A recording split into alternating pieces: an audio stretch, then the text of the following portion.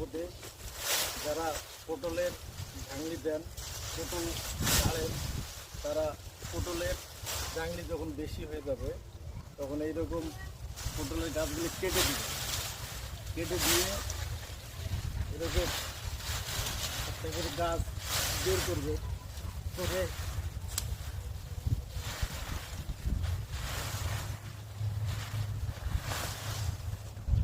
বের করে দিবেন, এখানে ফাঁকা করে দিবেন। বেশি দিন যখন হয়ে যাবে তখন গাছগুলো উঠে দিবে, ধানগুলো কেটে দিবে। দেওয়ার পর এইরকম